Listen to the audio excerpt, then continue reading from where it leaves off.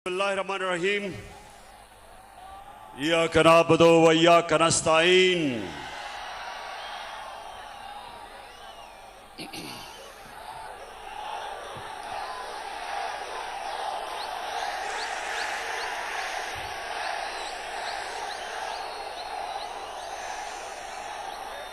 Diesel diesel या मेलू?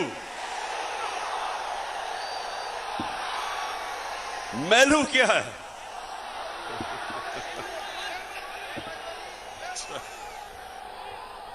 अच्छा, चारसदा मैं आपका इस शानदार इस्तकबाल का आप सबका दिल से शुक्रिया अदा करता हूं। बहुत बहुत शुक्रिया चारसदा।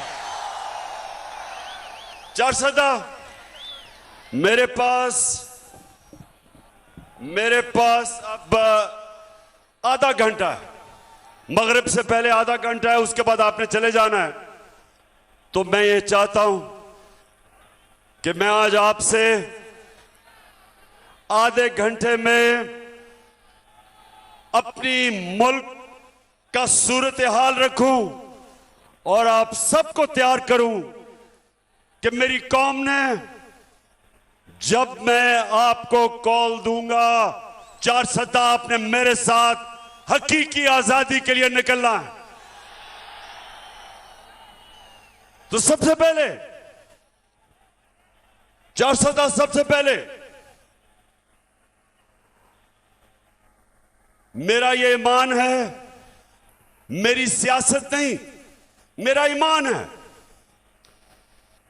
कि वो कौम, मुसलमान कौम, जब तक ला इलाहा इल्लल्लाह का मतलब समझती नहीं और अपने दिल में ला इलाहा इल्लल्लाह को नहीं जानती, वो कौम हकीकी तौर पे आजाद नहीं हो सकती। जब तक वो जो अल्लाह से दावा करती है कि अल्लाह तेरे सिवा हम किसी के सामने नहीं झुकेंगे, ये दावा होता है आजादी का। और दूसरा कि जब तक एक कौम मेरे नबी सल्लल्लाहु अलैहि वसल्लम की सीरत पे नहीं चलती, उनकी सुन्नत पे नहीं चलती, वो ज़हनी तौर पे आजाद नहीं होती, उसका किरदार ठीक नहीं होता।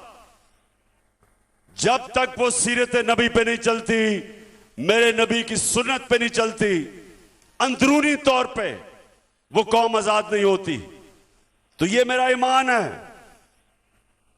कि हमने पाकिस्तानियों अपने आप को ला इलाहा इल्लल्लाह से आजाद करना है। किसी सुपर पावर की गुलामी नहीं करनी, किसी के खौफ से उनकी जंग में शिरकत नहीं करनी। जो पख्तूनख्वा ने सबसे ज्यादा कुर्बानी दी कि हमारा हुक्मरान खौफजदा होके हमें उसने अमरीकनों की जंग में शिरकत करवा के 80,000 पाकिस्तानियों की कुर्बानी दी, जिधर पख्तूनख्वा ने सबसे ज्यादा कुर्बानी दी। तो जो मैं आजादी की बात करता हूं, हम फैसले अपने मुल्क के लोगों की मफादात के लिए करेंगे, अपनी कौम को किसी और मुल्क के फॉरेन पॉलिसी के लिए कुर्बान नहीं करेंगे। यह है आजादी। और दूसरी चीज, कुरान में अल्लाह कहता है जो लोग ईमान ले आए अल्लाह उनके खौफ दूर कर देता है। जो मेरे नबी सल्लल्लाहु अलैहि वसल्लम की सुन्नत पे चलते हैं, ज़हनी तौर पे आजाद हो जाते हैं, खौफ का बुत तोड़ देते। और जब तक एक इंसान अपने खौफ के ऊपर काबू नहीं पाता, वो बड़ा इंसान नहीं बनता। यहां बड़े नौजवान हैं, नौजवानों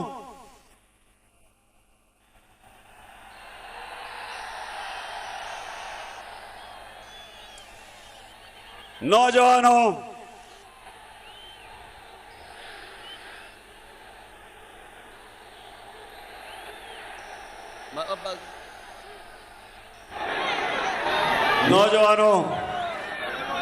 मैं जब क्रिकेट खेलता था,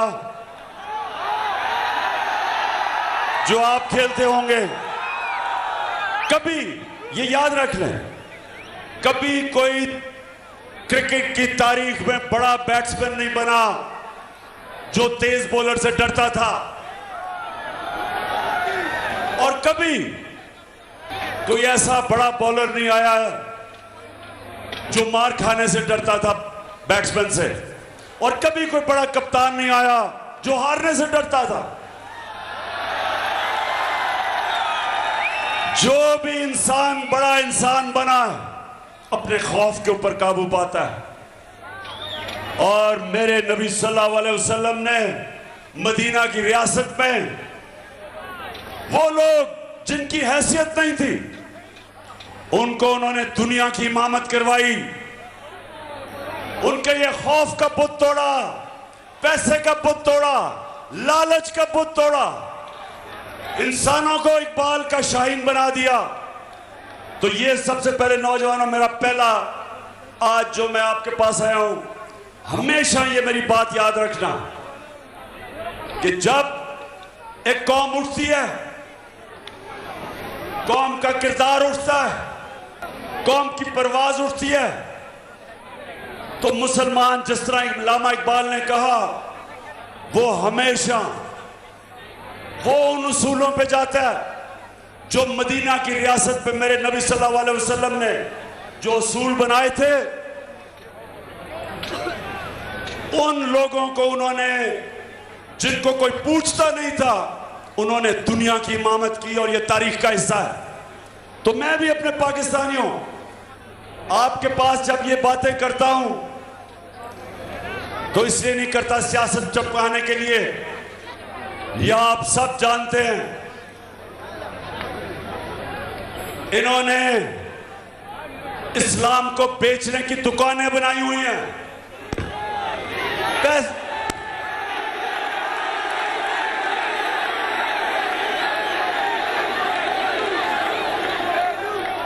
फजलुर रहमान को पैसा दो, कोई भी फतवा डलवा लो। तो सबसे पहले ये जो मैं आपको हकीकी आजादी की बात करता हूं, इंशाअल्लाह इसी तरह हमारी कौम एक अजीम कौम बनेगी। दूसरी बात कि ये जो इंपोर्टेड हुकूमत एक साजिश के तहत इस कौम पे मुसल्लत की गई, दो मुकासिद थे जो लेके आए, जिन्होंने अंदरूनी साजिश की और जो बाहर से अमरीकी की साजिश हुई। दो मकासद थे। वो ये चाहते थे अमरीका कि यहां ऐसे हुक्मरान आए जो जब उनको हुक्म करें तो उनको जूते पॉलिश करें।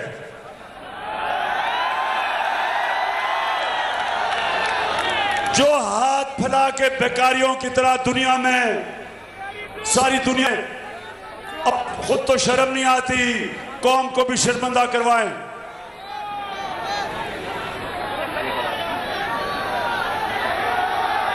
मैं जरा चारसदा, ये जरा आप स्क्रीन के ऊपर ये जरा देखें कि क्या ऐसा लीडर आ सकता है जो कि क्या इस, सुने जरा, सुने। मैं सऊदी अरब से होके आया हूँ, मैं यूएई के होके, अभी मैं तुर्की होके आया हूँ, और मैंने उन भाइयों को कहा कि आप हमारे बड़े अजीम भाई हैं, हमेशा आपने हमारी मदद की। और मैंने यही कहा, जब मैं आया हूँ तो आप समझेंगे शायद ही मांगने आया है। मैं मांगने नहीं आया, लेकिन मजबूरी है। जिस तरह माजी में 75 साल में आपने हमारा हाथ बटाया है, आज हम समझ गए कि मैं मांगने के लिए नहीं आया, लेकिन मैं मजबूर हूं। किसी दोस्त मुल्क में जाते हैं तो वो कहते हैं कि आए हैं मांगने के लिए। अच्छा, अब एक और जरा देख लो। अब ये देखें कि शहबाज का बड़ा भाई अमेरिकी सदर के सामने जब उसको मिलने गया तो इसके बड़े भाई ने क्या किया, जरा ये भी जल्दी से देख।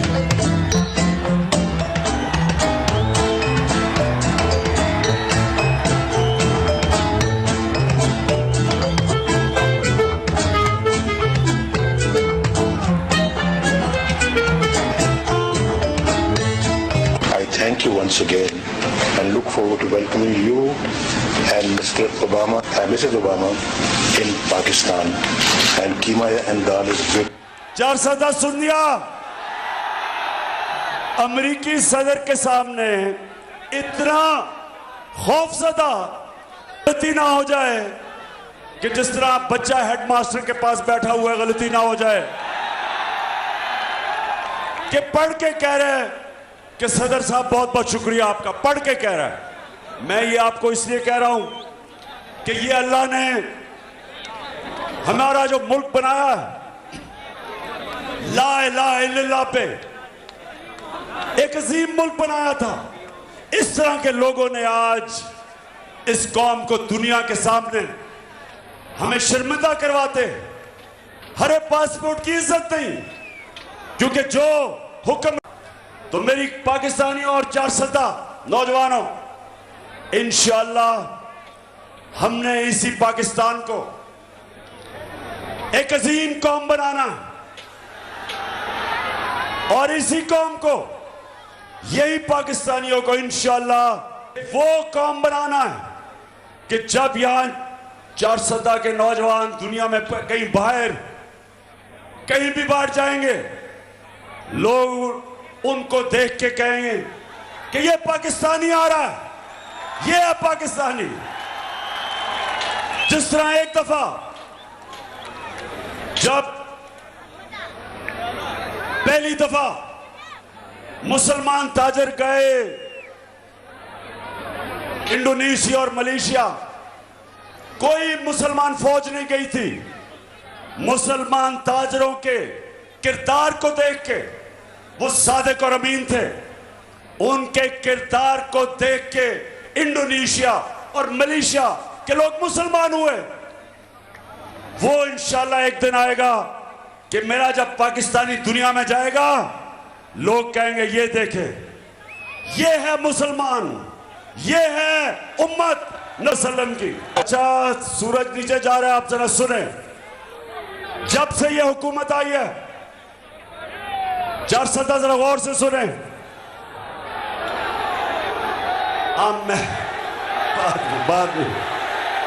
बाद में ये पहली दफा मैंने मेलू सुना है, बाद में। अच्छा जी, 410 जब ये हुकूमत आई, ये जरा आपने गौर से सुनना है। बाशऊर नौजवानों, यहां गौर से अब मेरी बात सुनो। इस हुकूमत ने कहा कि हमारे सारी मुश्किलात इसलिए हैं कि ये इमरान खान बारूदी सुरंगें छोड़ के चला गया है, मुल्क का दिवालिया निकाल के चला गया। ये जरा आप सुन लें। अब आप अपने मोबाइल फोन के ऊपर चेक कर सकते हैं कि मैं जो कह रहा हूं वो ठीक है या गलत है। अब तो बहुत आसान है, आपके मोबाइल फोन के ऊपर आप ये सारा चेक कर सकते हैं कि जो मैं आपको अभी बताने लगा वो ठीक है या नहीं। जब हमें हुकूमत मिली 2018 में, ये गौर से सुनना है नौजवानों, मेरा काम है आपको तरबियत करना। जब हमें हुकूमत मिली, पाकिस्तान का जो खसारा था, बैरूनी खसारा $20 अरब, पाकिस्तान की तारीख का सबसे बड़ा खसारा। और खसारे को जो आमदनी थी, जो खसारे को खत्म करना था, एक्सपोर्ट्स पाकिस्तान की 2018 में, याद रखिए, मोबाइल पे चेक करें, $24 अरब। और जो बाहर से हमें पैसा आता था बैरून मुल्क पाकिस्तानियों को, वो $19 अरब था। $24 अरब एक्सपोर्ट, $19 अरब बैरून मुल्क पाकिस्तानियों का पैसा, और खसारा $20 अरब था। जब हम 9 अप्रैल को हुकूमत छोड़ के गए तो पाकिस्तान का खसारा 16 अरब डॉलर था, बैरूनी खसारा 16 अरब डॉलर का खसारा, और आमदनी हमारी बैरून मुल्क पाकिस्तान की जो रेमिटेंसेस थी वो 19 अरब डॉलर से गई 31 अरब डॉलर, 12 अरब डॉलर बढ़ गई, और एक्सपोर्ट्स 24 अरब डॉलर से 32 अरब डॉलर पे गई। रिकॉर्ड एक्सपोर्ट्स की हमने। इसका मतलब कि जब ये छोड़ के गए थे हमारा भी बढ़ा, हमारी आमदनी भी कम, और जो हमारे रिजर्व थे जो आपके रुपए को गिरने से रोकते हैं, हमारे रिजर्व जब ये छोड़ के गए थे 9 अरब डॉलर थे। हम जब छोड़ के गए थे, छोड़ के नहीं, जब हम वोट ऑफ नो कॉन्फिडेंस जब इन्होंने दर्ज करवाया तो 16 अरब डॉलर के रिजर्व्स थे। ये छोड़ के गए 9 अरब, हम 16 अरब के छोड़ के गए, यानी कि हम बेहतर माइशत छोड़ के गए। उसके बावजूद कि 2 साल सारी दुनिया में कोरोना की वबा थी, सारी दुनिया में जिसने तबाही मचाई, उसके बावजूद हमारी रिकॉर्ड एक्सपोर्ट्स, हमारी रिकॉर्ड रेमिटेंस, सबसे ज्यादा पाकिस्तान तारीख का हमने टैक्स का पैसा इकट्ठा किया, 6100 अरब रुपया रिकॉर्ड टैक्स कलेक्शन। 4 फसलें पाकिस्तान की पिछले हमारे 2 सालों में रिकॉर्ड 4 फसलों की पैदावार हुई। और सुने जरा, 4 सदा समझ रहे हो मैं क्या कह रहा हूं? हम वो पाकिस्तान छोड़ के गए साजिश के तरीके। इन्होंने जब हमारी हुकूमत कराई तो 17 साल के बाद पाकिस्तान की जो माइशत थी, जो हमारी दौलत में इजाफा था, जो इकोनॉमिक ग्रोथ थी, वो 17 सालों के अंदर सबसे बेहतरीन परफॉर्मेंस हमारी आखिरी 2 साल गवर्नमेंट की थी। तब इन्होंने साजिश करके हमारी हुकूमत कराई, और जब से इन्होंने हुकूमत कराई है इन्होंने ये कहा कि जनाब बड़ी महंगाई कर दी। वो बिलावल कांपे टांगने वाली हुए ने मार्च कर दी। फजलुर रहमान ने 2 धरने दे दिए महंगाई पे।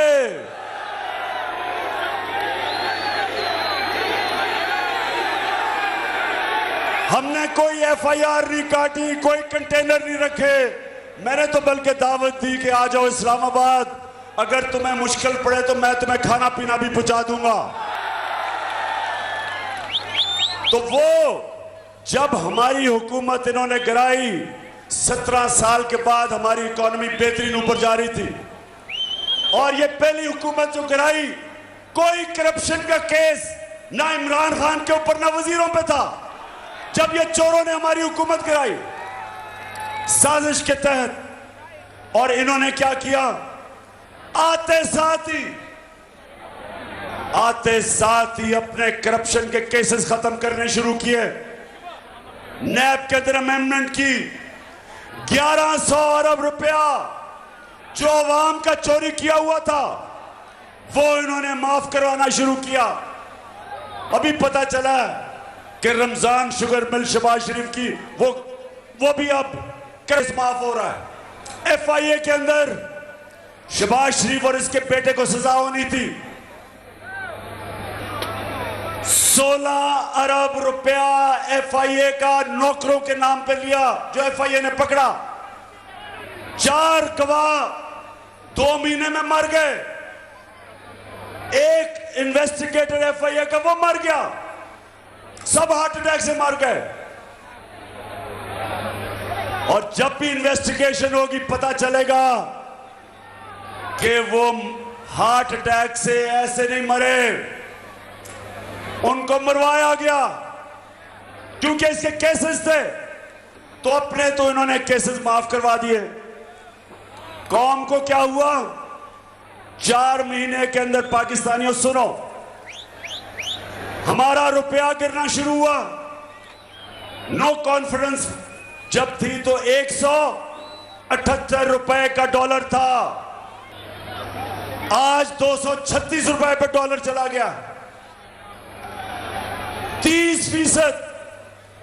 400 जरा नौजवानों समझो, आपकी दौलत में 30% कमी हुई है।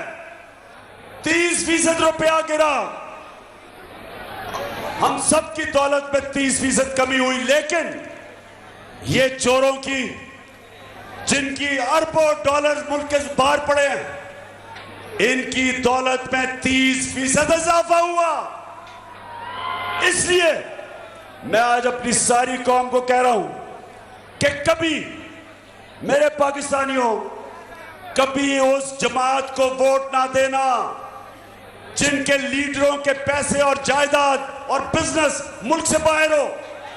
कभी उनको वोट ना दो, क्योंकि आज आपकी दौलत में कमी, रुपया गिर रहा है, 30% रुपया कम हुआ है, और इनका जो बाहर पड़ा हुआ पैसा है उसमें 30% इजाफा हुआ है। इसलिए मैं भी फैसला किया, इंशाअल्लाह अगर अगली बारी दी अल्लाह ने, मैं किसी को, 410 सुनो जरा, मैंने किसी को वजीर नहीं बनाना जिसके पैसे और दौलत पाकिस्तान में से बाहर पड़े हों। जब तक एक सियासतदान के पैसे और दौलत मुल्क में नहीं पड़े, इसका मतलब वो पूरी तरह मुल्क से वफादार नहीं है। वो ये डर रहा है या तो चोरी का पैसा बाहर है, और या वो डर रहा है कि अगर मुल्क नीचे गया तो मेरा पैसा बाहर है, मैं बच जाऊंगा। मैं ये चाहता हूं कि जो भी अब क़यादत में आए उसका पैसा जीना मरना पाकिस्तान में हो, ताकि वो मुल्क के साथ ही नीचे जाए, अपने मुल्क के लिए। वक्त कम है, अब जरा सुने इन्होंने क्या किया जब से आए। हम जब सुने 400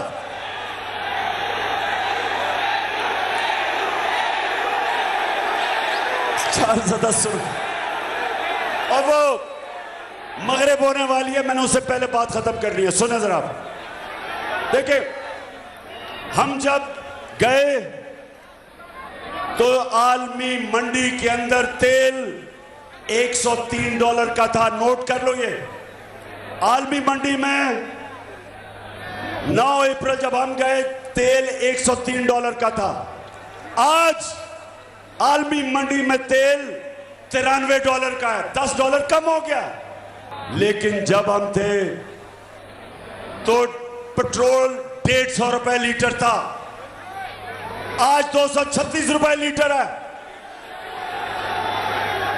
और 400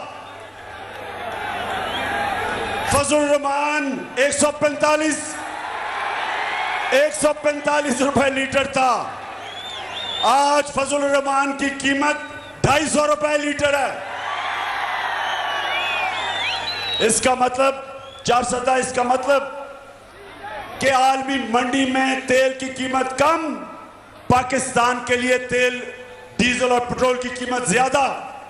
बिजली, जो आज लोगों को बिजली के बिल आ रहे हैं, हम जब हुकूमत में थे 16 रुपए यूनिट थी बिजली की कीमत, आज 36 रुपए दुगनी हो चुकी है। आज टैक्स मिला के 50 रुपए यूनिट से ऊपर चली गई है, 3 गुना ज्यादा बढ़ गई है। ये आए थे महंगाई के ऊपर, महंगाई के सारे रिकॉर्ड तोड़ दिए इन्होंने। और फिर किसानों के लिए, जरा किसानों के लिए मैं बताऊं, हम जब थे 8.5 रुपए यूनिट था ट्यूबवेल के ऊपर बिल, 8.5 रुपए यूनिट, आज 36 रुपए यूनिट है, 3 गुना से भी ज्यादा, 3 गुना से भी ज्यादा ट्यूबवेल पे किसानों की कीमत बढ़ गई है। जो डीएपी था वो 8,000 रुपए 8,000 रुपए पे था, अब 8,000 रुपए से 14,000 रुपए पे चला गया। पोटैश 4,000 रुपए थी, आज 16,000 रुपए चली गई। और आज किसानों का जो सबसे ज्यादा पैसा हमारे दौर पे बनाया था, आज किसानों के खर्चे इतने हो गए, आज खर्चे इतने ऊपर चले गए। और ये जो किसान 21 तारीख को मुजाहरा कर रहे हैं, मैं आप सबकी पूरी हिमायत करता हूं, किसानों की पूरी हिमायत करता हूं। अच्छा, 4 सदा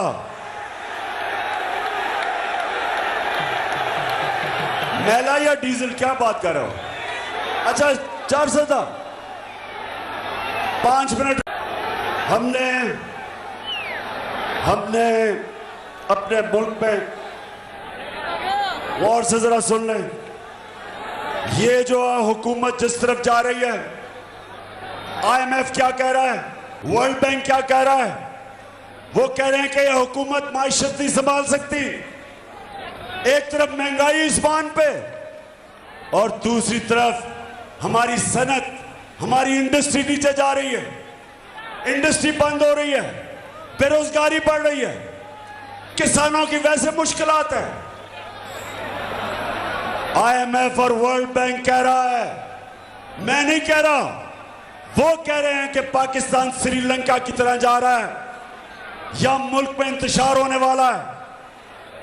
और इसलिए मैं आज पैगाम देना चाहता हूं इनको, इस इंपोर्टेड हुकूमत को, और जो भी इस इंपोर्टेड हुकूमत के पीछे खड़े हैं, सुन लें, पहले तो एक अच्छी भली हुकूमत जो 17 साल के बाद सबसे बेहतरीन परफॉर्मेंस दे रही थी, पहले तो साजिश के तहत हुकूमत को गिराया।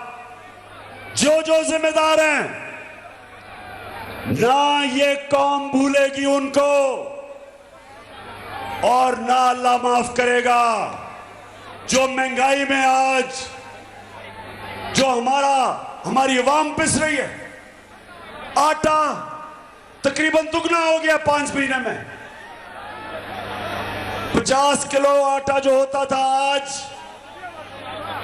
आज वो 100 रुपए से ऊपर कराची में चला गया। चावल दुगने हो गए हैं कीमत उनकी। जो आम आदमी के लिए सब्जियां 50% उनकी कीमत बढ़ गई। तो सारी कौम आज पूछ रही है, कौन है जिम्मेदार इसका? किसने इस कौम को गिराया? कौन नीचे लेके आया? किसने साजिश की? और मेरा पैगाम ये इंपोर्टेड हुकूमत को है कि आज अगर आप ये समझते हैं कि हरबे इस्तेमाल करेंगे, FIR काटेंगे, हमारे कारकुनों के खिलाफ FIR करेंगे, मीडिया का मुंह बंद करेंगे, चैनल्स के खिलाफ एक्शन लेंगे, अच्छे सहाफियों के खिलाफ उनके ऊपर जुल्म करेंगे ताकि मुल्क छोड़ के चले जाएं।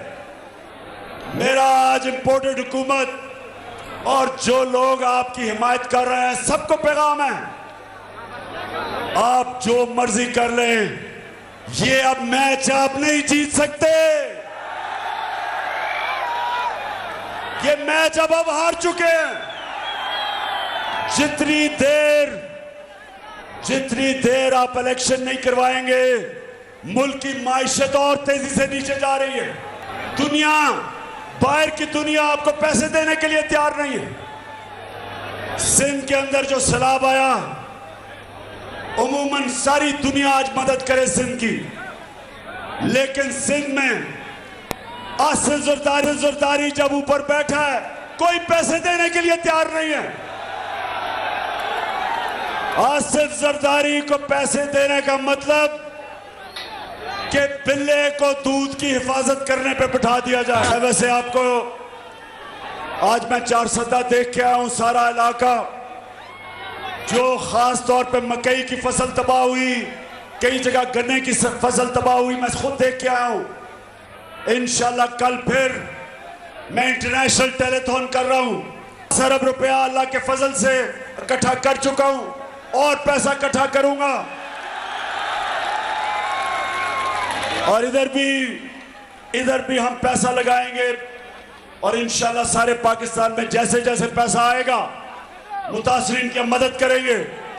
लेकिन अफसोस की बात यह कि जो ये चोर ऊपर बैठे हैं, कोई दुनिया में इमदाद करने के लिए इनको तैयार नहीं, क्योंकि सबको पता कि इनके अपना पैसा बाहर पड़ा है, अपना पैसा बाहर ले गए हैं और दुनिया को कहते हैं कि हमें पैसा दो। कोई पैसा नहीं देगी। हम इंशाल्लाह अपनी कौम से पैसा इकट्ठा करेंगे। और मैं दूसरी चीज इस हुकूमत को कहना चाहता हूं कि आपकी सारी कोशिश है कि ऑपोजिशन हमें दबाया जाए, मीडिया को दबाया जाए, लेकिन मुल्क के हालात आपसे संभाले नहीं जा रहे। मलाकंड के अंदर लॉ एंड ऑर्डर सिचुएशन शुरू हो गया। पख्तूनख्वा की पुलिस पूरी कोशिश कर रही है, लेकिन फेडरल गवर्नमेंट को अब सामने आना चाहिए और अपनी ड्यूटी पूरी करनी चाहिए, बजाय इसके कि सिर्फ कोशिश करें कि किसी तरह इमरान को दहशतगर्द बना दे या फलाना केस कर दे। आपका काम है कि बड़ी यहां लोगों ने कुर्बानियां दी हैं, पख्तूनख्वा के लोगों ने बड़ी कुर्बानियां दी हैं, इसलिए आपकी जिम्मेदारी है कि लॉ एंड ऑर्डर सिचुएशन जो बिगड़ता जा रहा है, खास तौर पे हमारे कबायली इलाकों में और मलाकंड में, ये आपकी जिम्मेदारी है। और मैं आखिर में चारसदा, मैं आखिर में आपका दिल से शुक्रिया अदा करता हूं।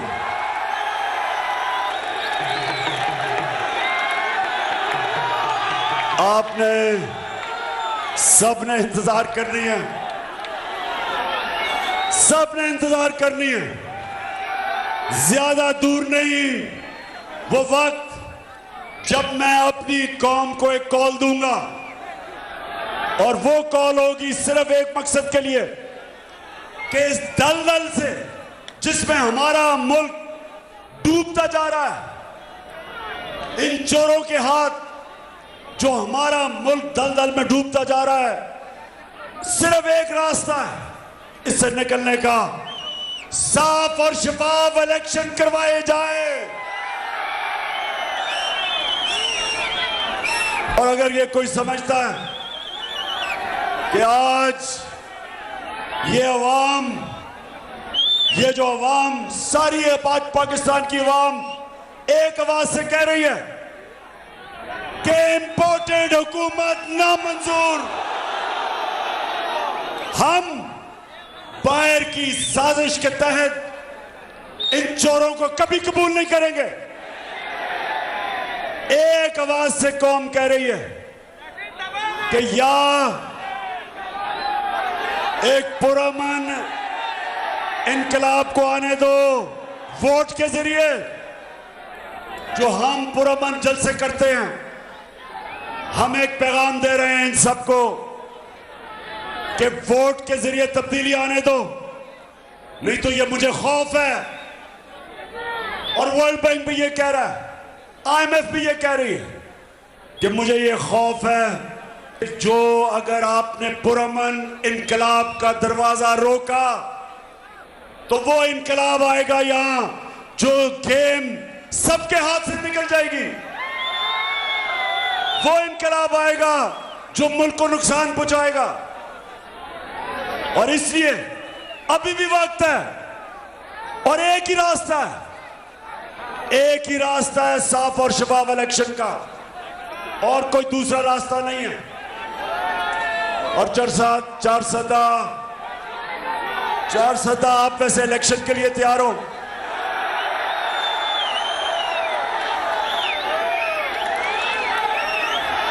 इंशाअल्लाह मैं फिर से 4 सदा, मैं जिस तरह आज आपने मेरा इस्तकबाल किया, जिस तरह आपने मुझे इज्जत दी, मैं हमेशा याद रखूंगा, आपको नहीं भूलूंगा। पाकिस्तान जिंदाबाद।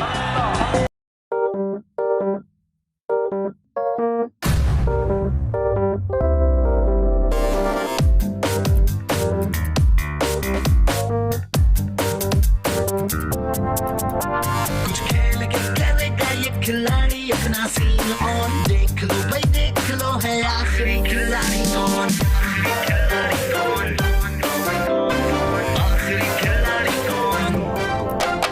कुछ खेल के करेगा ये खिलाड़ी अपना सीन ऑन, देख लो भाई। यहाँ ऐसा कुछ नहीं होगा, दिमाग चलाओ, जवाब बताओ और लाखों ले जाओ।